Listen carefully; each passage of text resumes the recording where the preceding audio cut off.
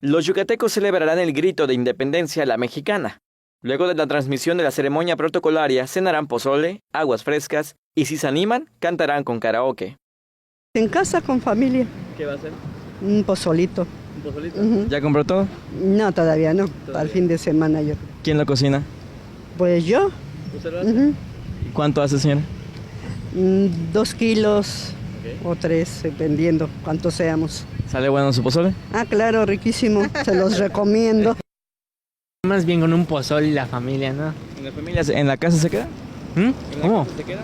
Sí, afortunadamente. Todavía tenemos a la familia. ¿Pozole nada más comen? Pues es lo de siempre, tanto la nacional como la estatal. Tranquilo, hace nada. Ahí en la casa con mi mamá, con la familia y pues celebramos el cumpleaños de mi hermano. Es el 16, me comentaron. El 16, pero empezamos desde el 15 y ya terminamos el 16.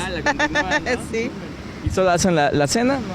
Sí, nada más ahí cenamos, estamos un rato, escuchamos el grito y ya el otro día el recalentado y ya, se acabó. El pastel y se acabó. Una cena ¿Una cena? en casa con la familia. ¿Eso es lo que hacen siempre?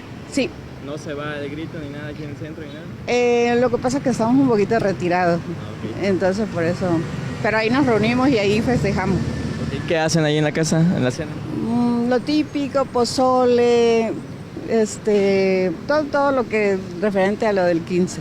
¿De bebidas qué se toman? Ah, puras aguas naturales. ¿Sí?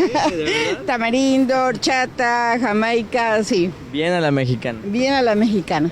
Con imágenes de Juan Velázquez, César Gómez, Teleyucatán te informa. Teleyucatán te informa de lunes a viernes, 8 de la noche, con Lenny Magaña y Carlos Rodríguez.